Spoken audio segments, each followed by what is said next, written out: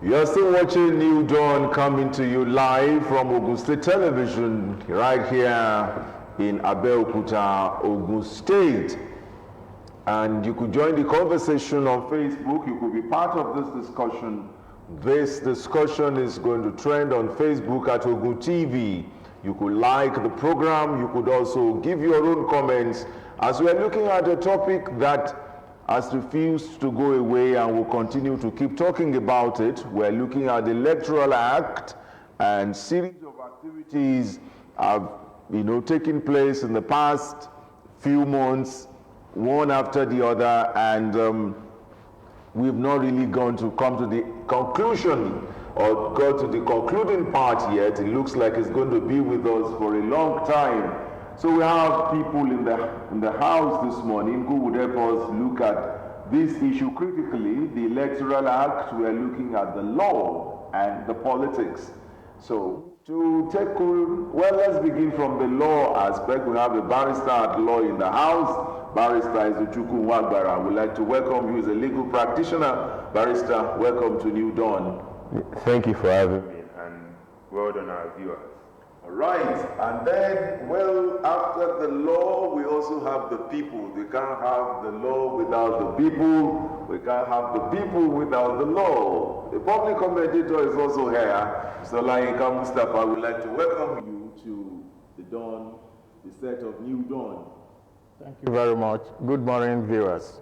All right, now we're looking at the Electoral Act. Moses, would you want to take on the first question? Why not? Okay, let me start with the legal practitioner in the studio. Yeah, talking about the Electoral Act, it was signed into law Friday 25th, 2022.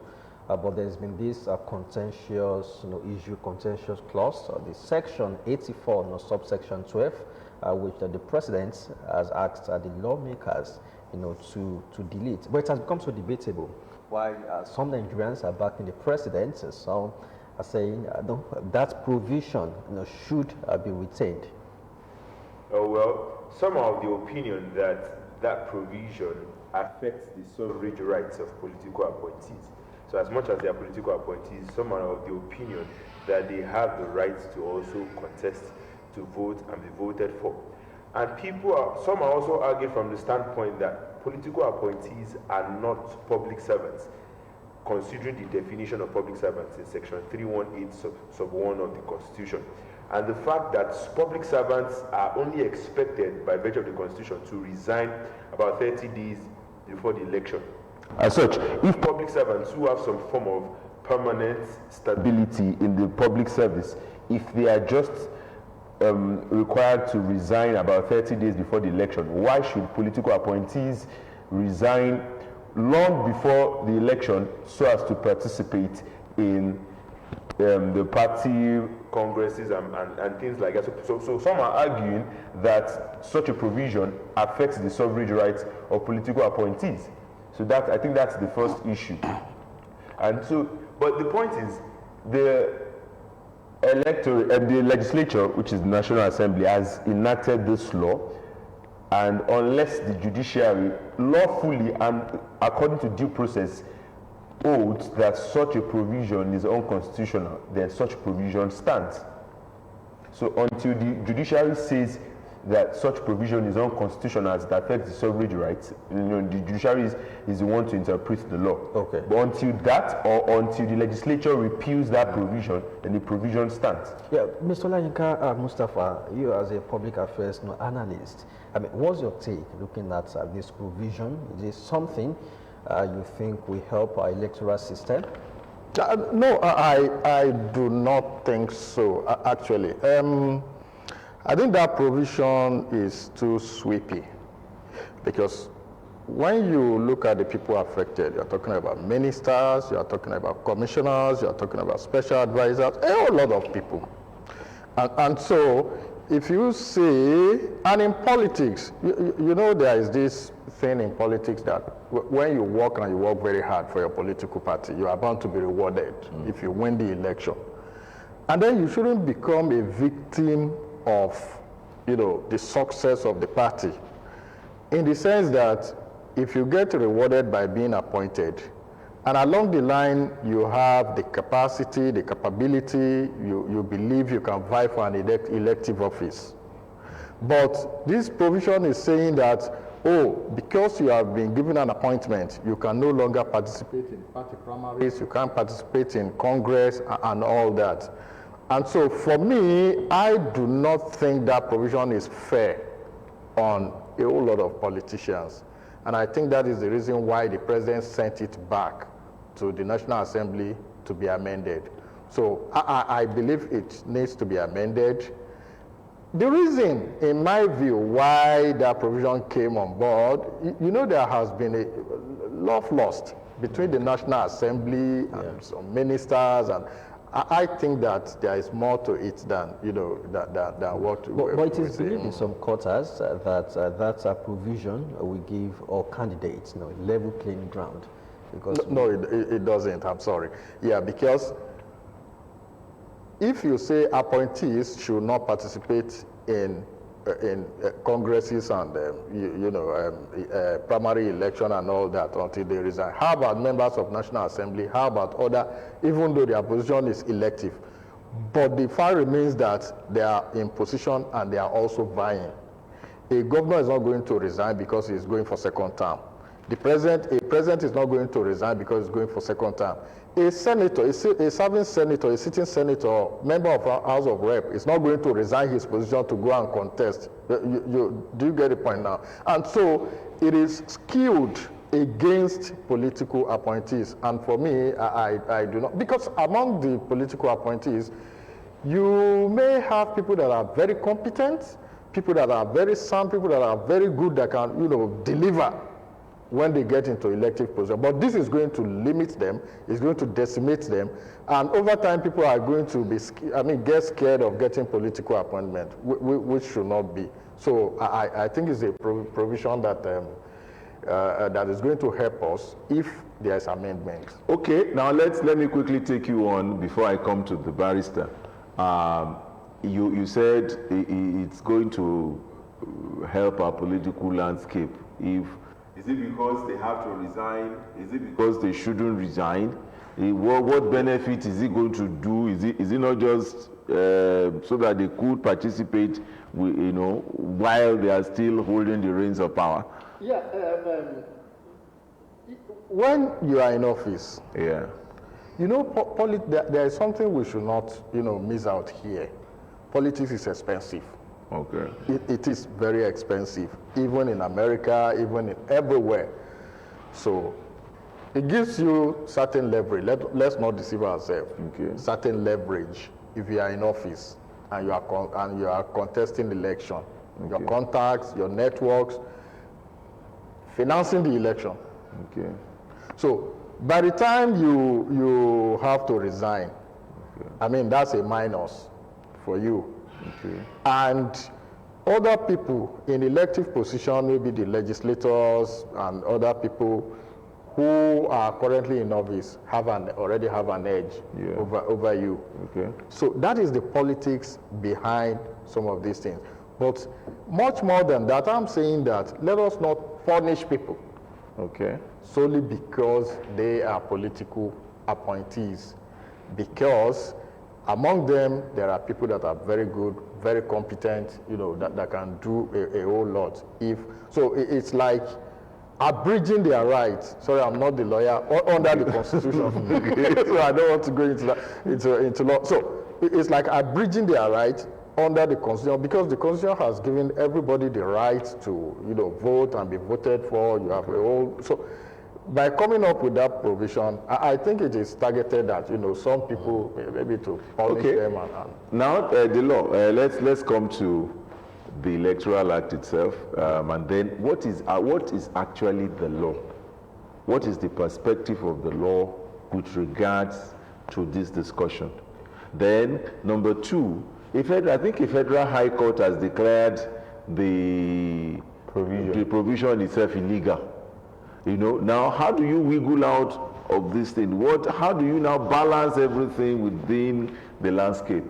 Okay, first, like I said, the act has been passed into law, yeah, and the provision, that section 84, subsection 12 is a part of that law. Okay. And like I said earlier, until the judiciary, according to due process, pronounces on that law and says that it is unconstitutional, and then the law stands. But taking into consideration the recent judgment of a federal high court sitting at Umaya, Abia State, first I would say is that it's quite unfortunate that the judiciary can be used as a tool for political machinations, and it's quite sad because, like I said, I'm a member of the legal profession, and I wouldn't like when the judiciary is used as a tool.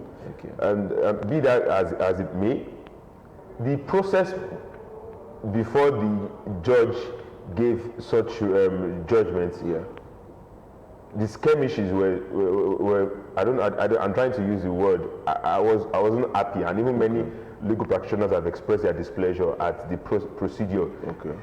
The astronomical speed with which the judge sat on it, it's not like speed is a problem, but if speed defeats due process, then it's a very big problem. So I would ensure, or I would love to see that such a ruling is appealed instantaneously, because the procedure that took place before the judge, there was no fair hearing, the necessary parties were not joined, like the National Assembly was not joined as the necessary party, and why was the Attorney General of the Federation made a defendant, and yet the same Attorney General of the Federation was jubilating as regards the judgment, after the judgment, and things like that. So it makes people not have faith in the judiciary, because they more or less it as, so you can basically use the judiciary as a tool for your own political machinations, and that's not fair on the judiciary, for the image of the judiciary. So I believe that such a provision would be appealed, but it's something that shouldn't happen ordinarily. All right. Now, where is, some people would say that, when Mr. Mustafa was talking, he was talking about the fact that they want to deny political appointees their rights and all of that. But some people would argue that nobody voted for political appointees. That they were appointed, that they were not, it's not as if a civil servant, for example, went through the civil service structure, went through the rules, went through and all of that. But political appointees, majority of them, virtually all of them almost, were handpicked, and then they went to the Senate, they went to the House of Reps, some to their local houses of assembly and all of that. So some are saying, they could be dispensed with. That's the line of thought of some other people, that you talk about civil servants, you give them 1 month, whatever, but these are not regular civil servants, so they should not enjoy the same privileges as civil servants. That's the line of thought for some people. Well, what's your own take on that? Well, as much as the political appointees were not elected into office, they are still citizens of Nigeria, and they should have rights to achieve their goals, achieve their aspirations. And the idea that they can be easily dispensed with because they have not passed through the civil service structure, such an idea should be suspect, in the sense that it's because we do not see these political appointees as public servants, in quotes. Yes, strictly they're not public servants, but they are appointed there to serve the people.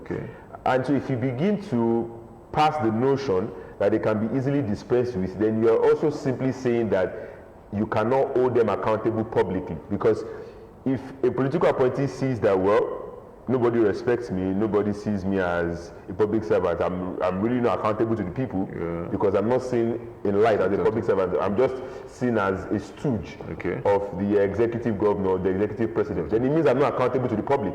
I'm only accountable to the president that appointed me, since the public does not feel that I can serve them or that I'm accountable to them. And so then we're going to be putting forward a situation or an atmosphere whereby political appointees just feel, I'm here to serve the person that appointed me, so let me just do whatever I want to do. If he tells me not to do this, I won't do it. If he tells me to do this, so in other words, I'm not accountable to the public anymore. So we shouldn't see them in that light as stooges of the executive arm of government. We should also see them as people who are accountable to the public, and even as you should see them as appointees or people we elected. Okay. And so they must also serve us and must also be responsible and accountable to us. Just Moses, before you come on, let me quickly. So what you are saying in effect is, okay, they shouldn't just use and dump them. Exactly. They shouldn't be easily dispensable. Because if you make them easily dispensable, then you are simply saying that they are not accountable, and they themselves, they also have aspirations. But political commentator made mention of something. He said they have aspirations and they might have an edge while in office, and so if you make them resign very early, then that edge is lost. Well, not necessarily, in my own opinion, because the contacts you have made in the office, even if you resign, you still made the contact. So except you're trying to make adduce or insinuate that being in the office gives you access to certain funds and certain, but that would be illegal. But there are certain privileges. I understand, but the privileges are basically in terms of relationship.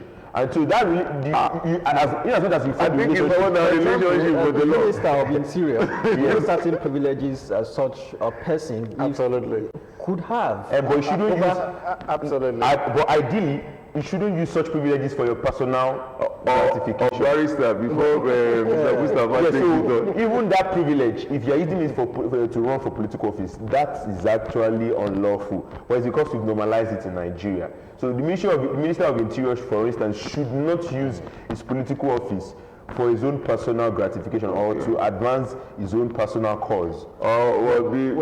Moses, just a minute. You were saying, and I'm coming to the Mr. Mustafa there.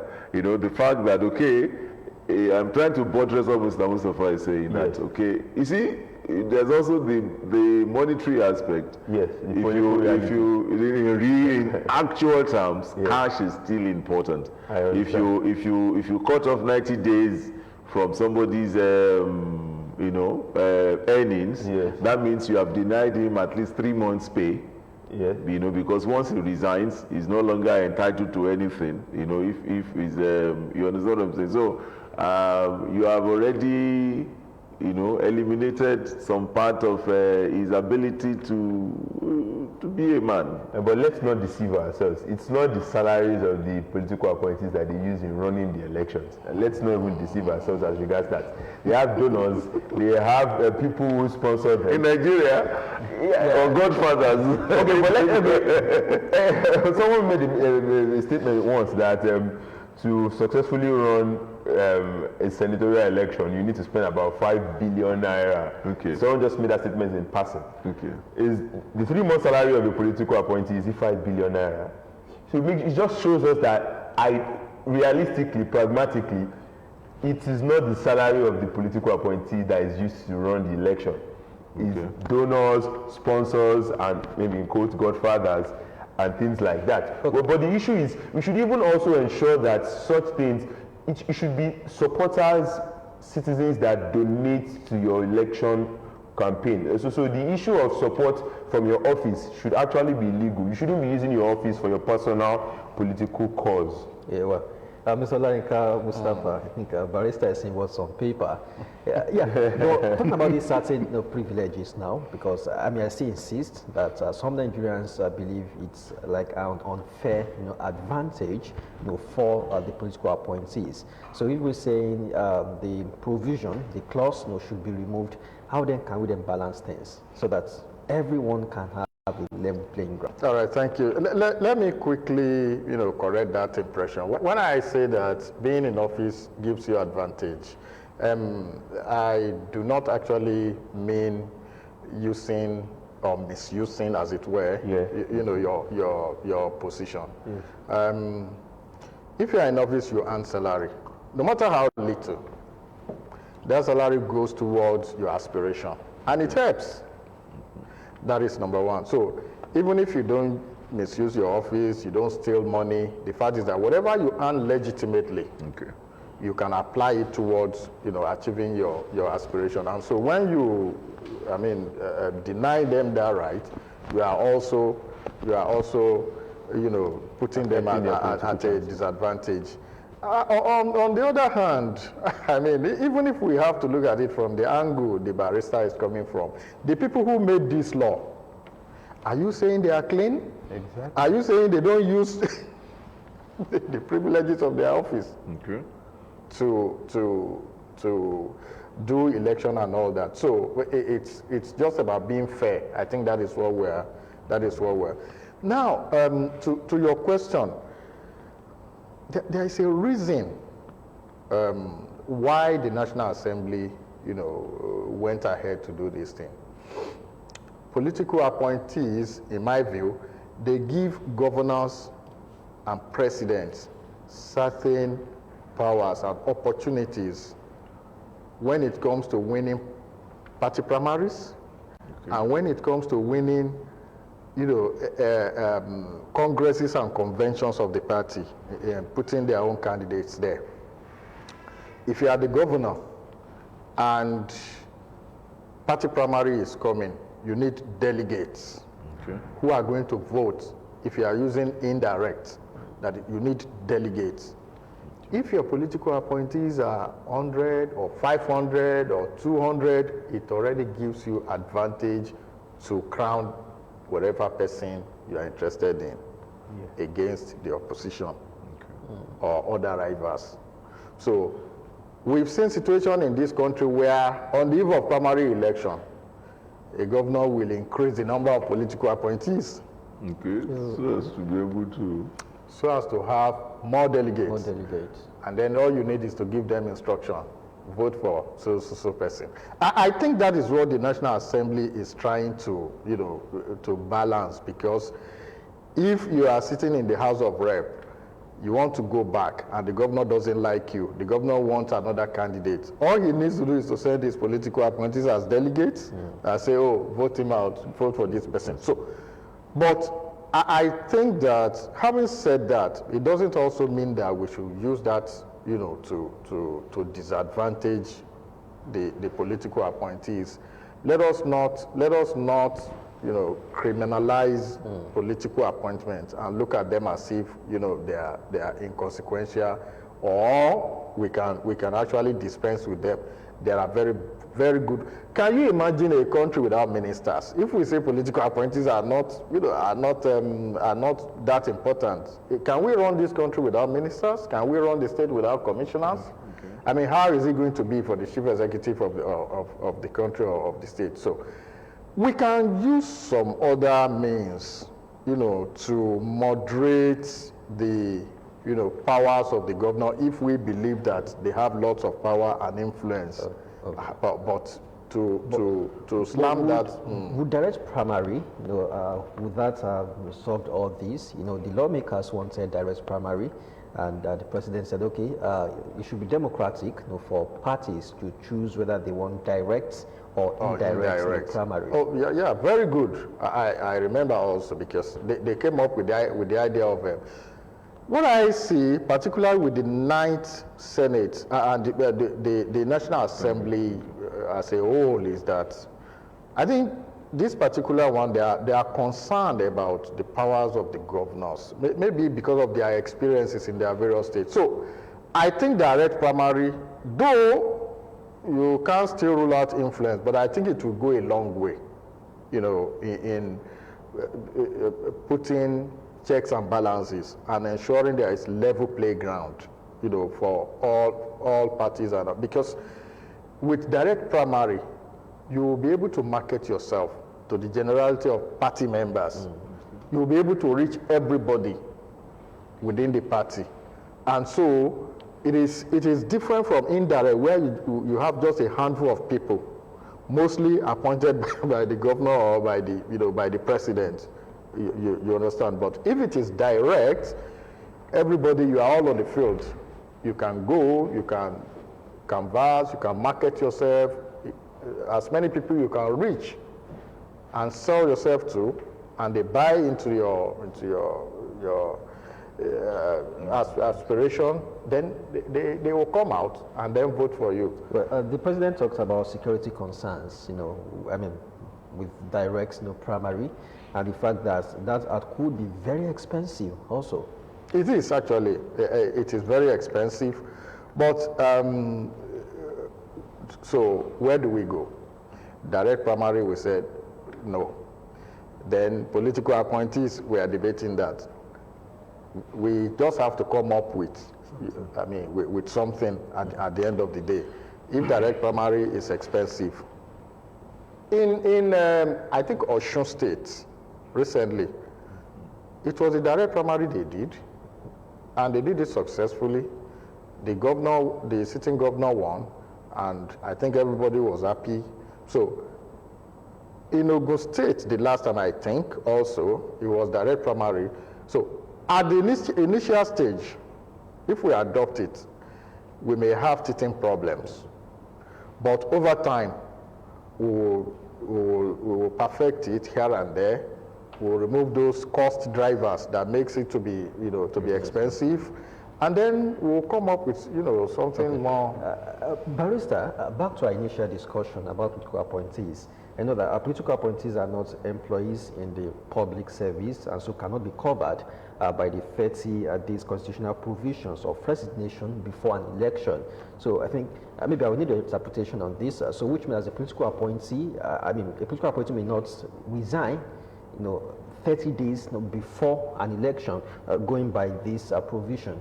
Yes, a political appointee does not need to resign 30 days before the election, which might have been what the National Assembly would have done in this instance, making them resign 30 days before the election, rather than saying that they cannot participate in Congress to vote or be voted for. And you understand that by the structure of the INEC timetable, Congress should most likely take place about 6 months or 7 months before the election. So you're basically forcing them to resign about 7 months before the election.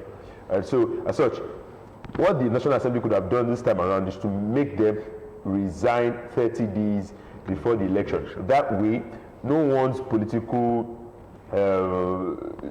ego would be gouged in this instance, and there would really be no problem, because people would think, okay, public servants are made to face such a provision, so why can't you also face such a provision? So that could have been what the National Assembly could have done in this instance. Okay. As regards, I would like to comment on what he said concerning the direct primaries and the concerns of the president.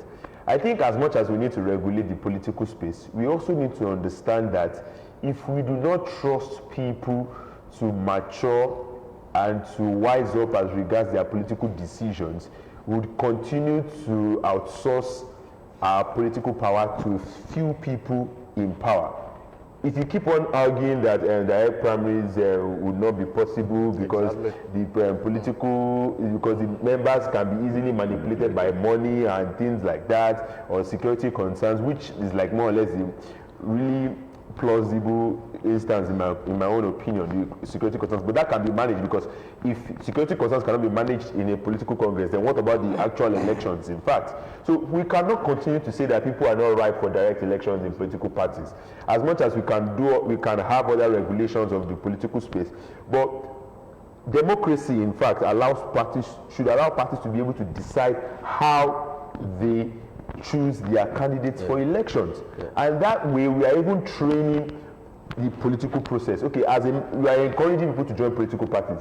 And so if you're encouraging people to join political parties and they later understand that they cannot do anything when they join the political parties, they cannot even effect any changes, they cannot do anything in political congress, then that would discourage people to join political parties and to begin to groom themselves in the political process.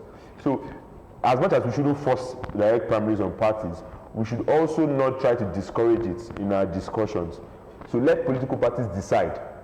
And if the political parties see that their supporters want direct primaries, or else they won't vote for them, then they would have no choice but to ensure that direct primaries are allowed in their own parties. Okay, now let me come to Mr. Mustafa. We will be looking at the fact that, the legislature feels the executive is getting more powerful, and I think that one of the reasons why we have these three arms of government is for checks and balances. So don't you think that, the executive is also checkmating the legislature you know, by this, wieldy number of people they put for their electoral, for various conventions and all of that. Where is the strength of the legislature, of the senator within his constituency, where, when you have muscled him by your own capacity of people? That's number one. And then secondly, we're looking at the fact that, they need, can we end godfatherism? Even when you say direct primaries, who puts up a candidate?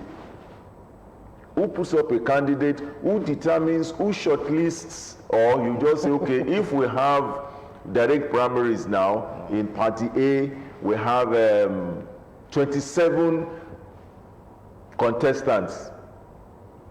So all of them, we let them just go. And then you vote for all the 27, whichever way you like. Would there not be a need for a kind of a screening, you understand? And once you screen, will people not say that you have streamlined some people's ambitions? So two things I've asked you there. Number one, the executive, is he not using his own muscle over the legislature? And then secondly, how do you define who represents what within the political structure?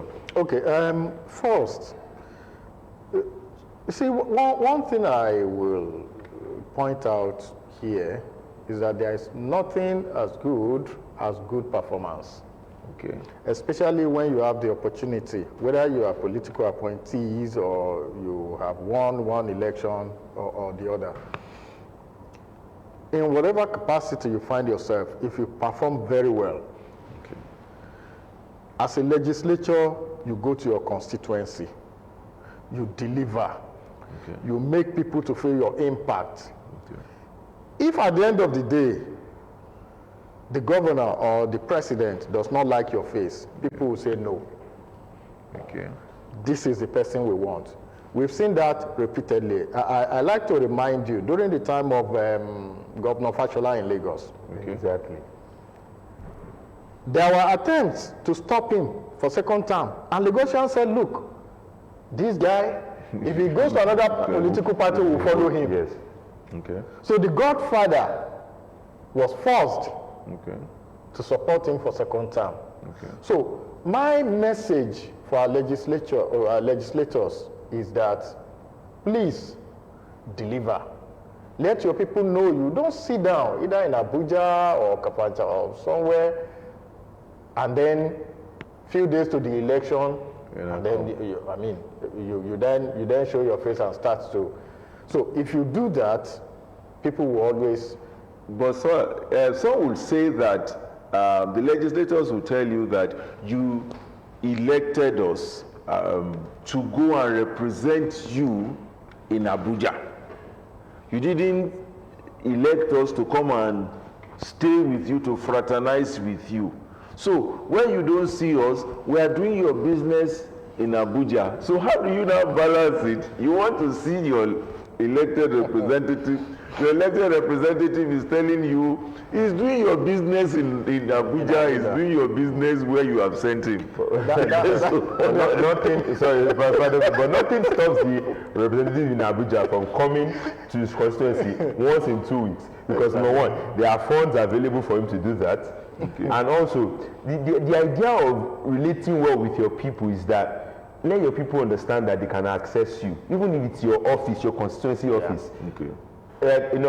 While in school in the university as a lawyer, reading some cases and reading some cases, particularly in England, and you see that constituents, the petition, which still goes on to today, okay, they petition the member of parliament representing their constituency over an issue, and that one has no choice but to take such petition to the house. Yes, okay. And so, if, like for instance, my university long essay was on practicality of jury system in Nigeria. Okay. So as I was researching, I found out that there's actually a jury bill before the National Assembly.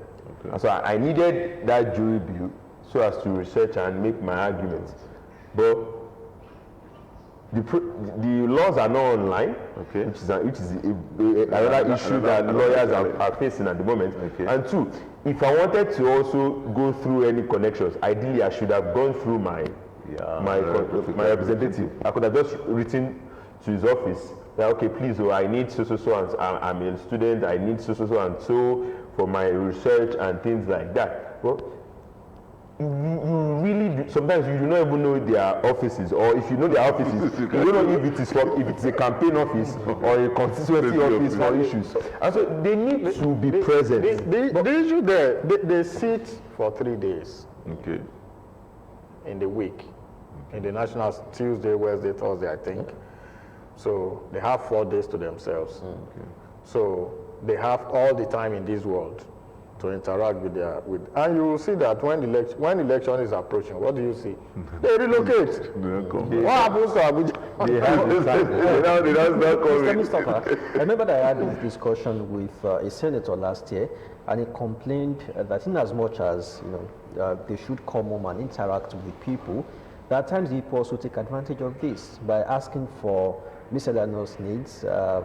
My child have not paid for school fees, pay this, pay that, I have a party, because it seems not every person actually, but the person complained that if they don't do it, they won't be voted in. Honestly, that's our democracy.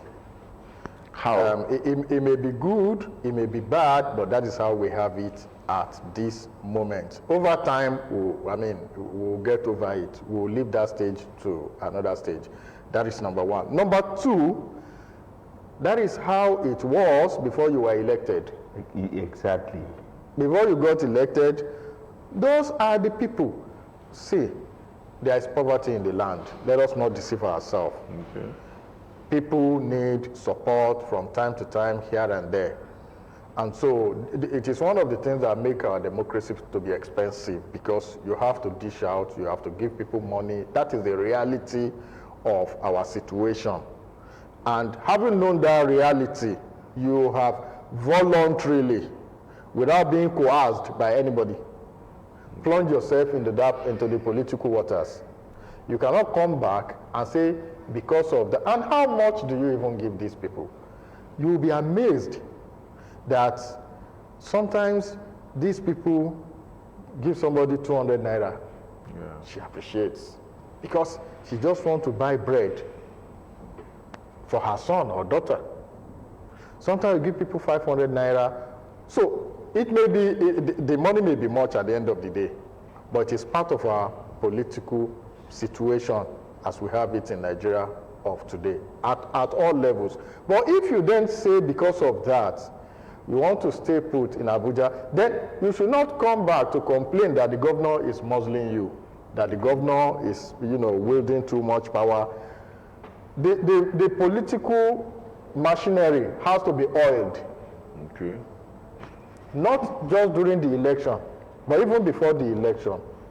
That is number one. Number two, even if you don't come, and it is not everybody that asks for money. There are very decent people who have their job and all that. But if you come back, if it is borehole they need in that community, put one there for them. Whatever it is, little projects. Some, it is just on resumption of primary, secondary schools. You buy textbooks, you buy exercise books, pen, paper, you give to them. They appreciate, they are busy singing your praises all over the place. So, and I'm trying as much as possible not to go into what the senators arm. Because, most times they use that to justify the jumbo pay. So, from my interaction with some of them, they will tell you they don't earn much. They will say they don't earn much because they have to dole out money. But we see, we live in this Nigeria, Abi, and we see things, even if we don't know what they earn, but at least we see. Somebody goes to Senate 1 or 2 terms, and the next thing he say he wants to be governor. How much do they use for governorship election? No, you should be able to. Now, Barrister, let's also now look at when we begin to talk like this, some people have even said that the political class is intentionally impoverishing the people. Yeah, I agree with that. So that, they would not have the muscle, for example, if education runs well, if health runs well, if power runs well, everything goes on well, people will think properly. Yes.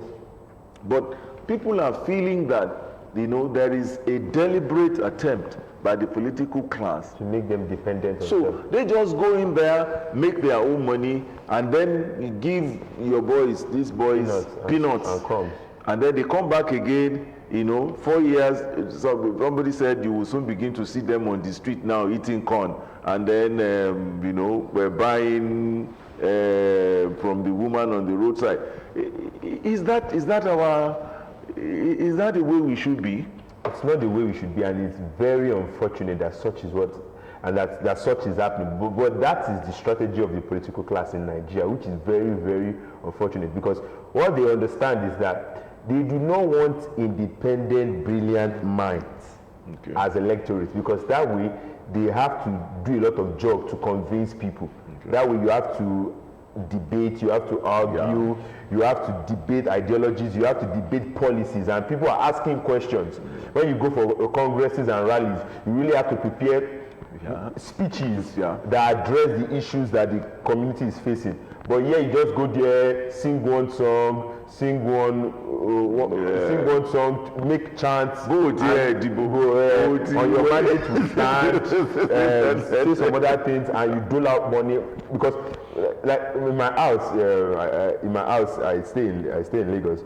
There's a political ward that owns beside my house every Tuesday. And what do they discuss there? Every Tuesday, it's not like they discuss, we need to meet the local government chairman.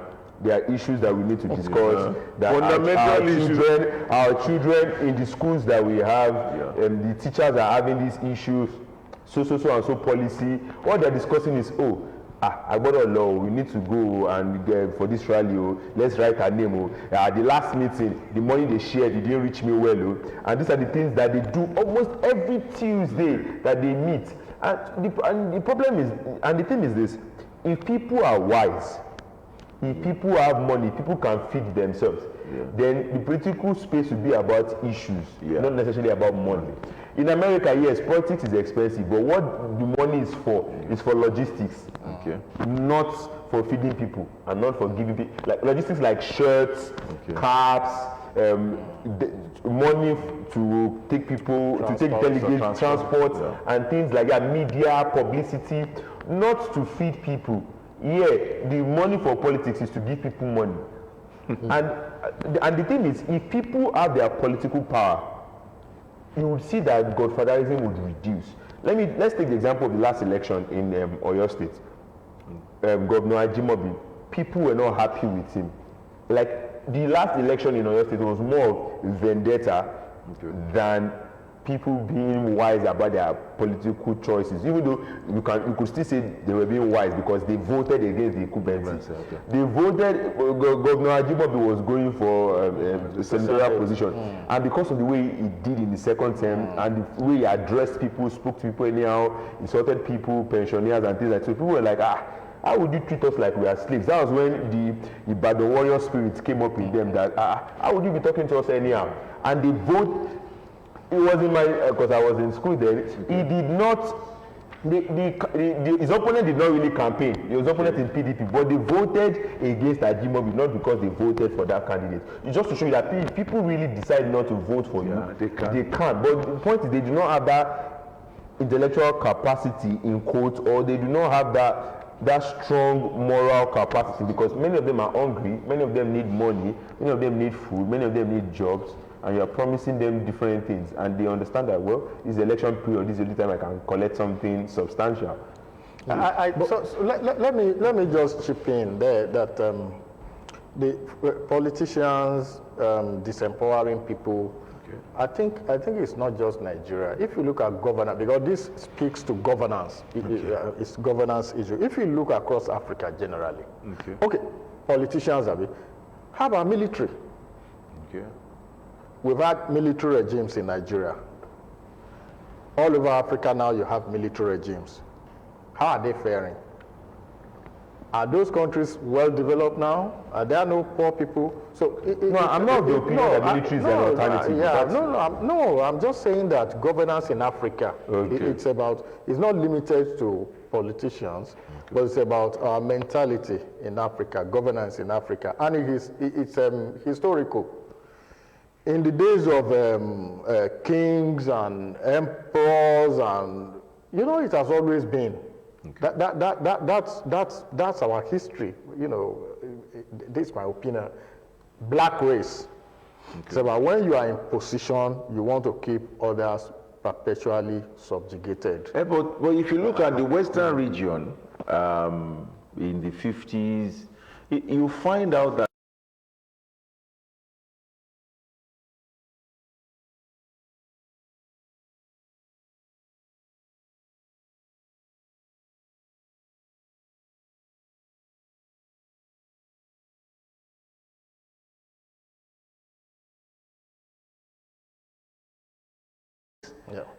so why has governance become, okay, this morning we were looking at the price of the dollar to, the naira to the dollar, and, the question is, do we not have a department that thinks to make life easy for the people?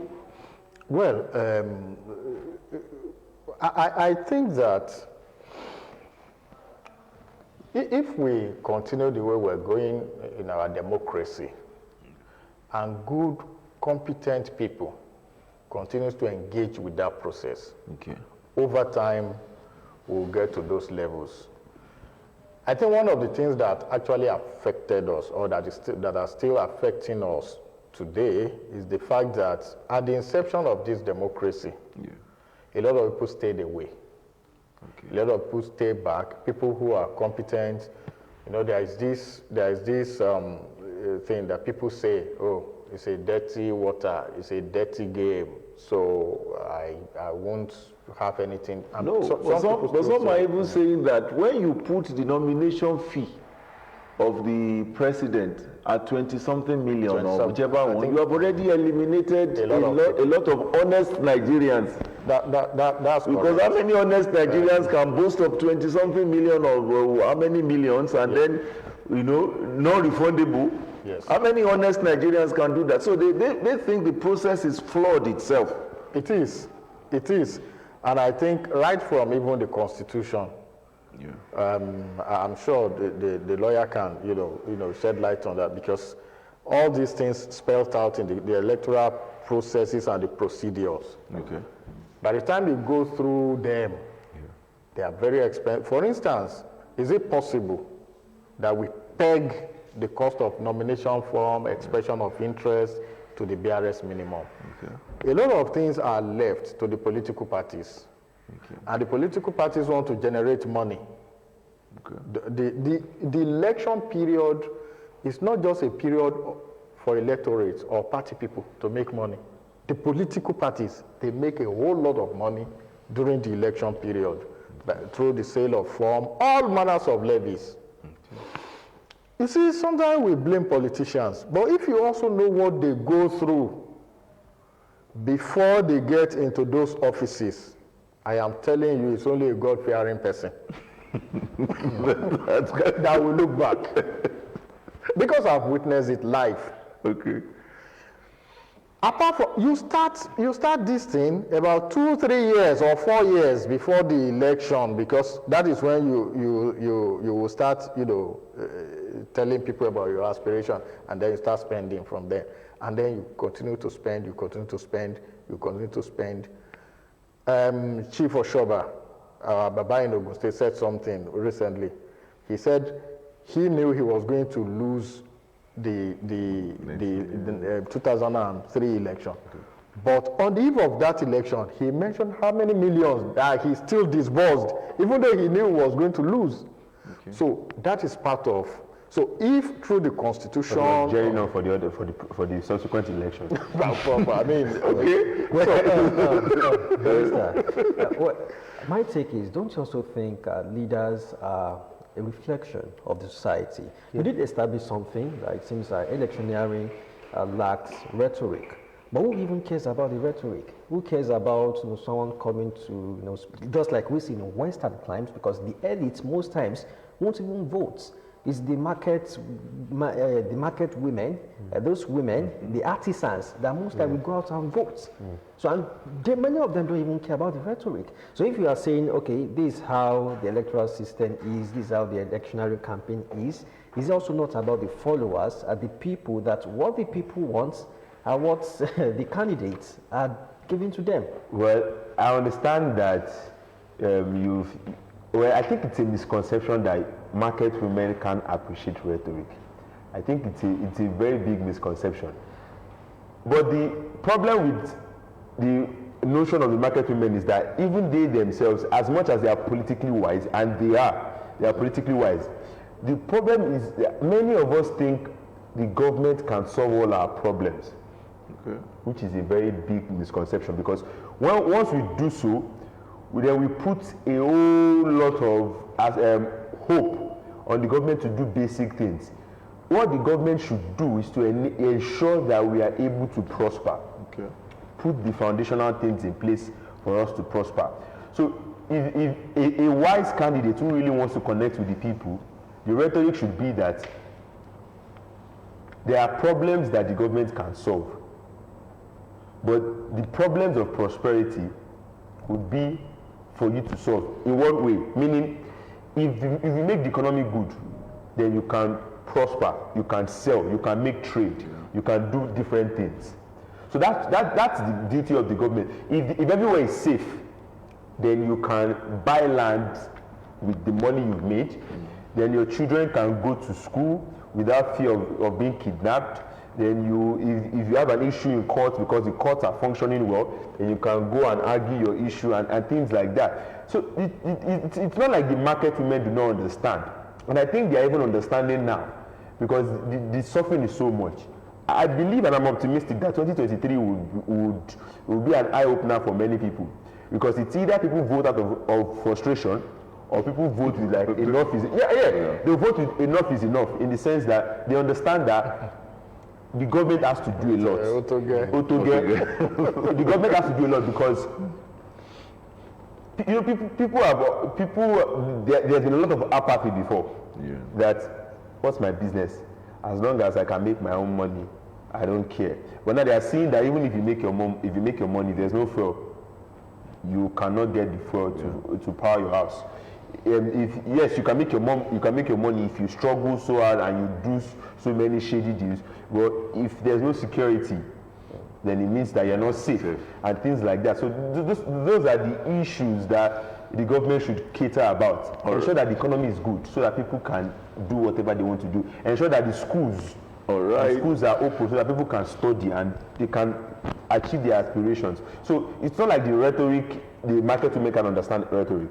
It's the fact that, one, they have a misconception about government, and two, they themselves, they believe that the government is more powerful than them, and we need to get our freedom back. All right, I'm not too sure we'll be able to continue. We would have really loved to delve further into this, because I had an experience, I think, in one of the elections when they began to throw money, but people got wise. There was actually a particular candidate of a party who was doling out money right in our presence, but people were collecting his money and they were voting somewhere. So he got to the point when the votes were being counted, he just suddenly discovered that people collected his money and then he began to curse everybody. It now got so bad that there was one vote that I think one of his candidates thumbprinted, and then it landed on another party, and they wanted to disqualify that vote. People out of sympathy said, no, he hasn't got any vote, just give him maybe over time. We want to thank you very much for being part of this discussion this morning, We've been looking at the electoral law, and we had to, veer actually into elections. We had to look at the politics. We had to try to see the way forward, and we want to thank Barrister Ezuchukwu Nwagbara for being part of this discussion this morning. Thank you for having me. And Mr. Layinka Mustafa, we want to thank you very much. Thank you. We are getting towards the election now, and then let's begin to see if there's going to be a way forward for us as a nation. I really hope so, because we can't continue this way. All right, that's how it's going to be for now. The New Dawn still continues after this. We're going to bring in another guest, and we're going to look at another issue for discussion. Stay with us.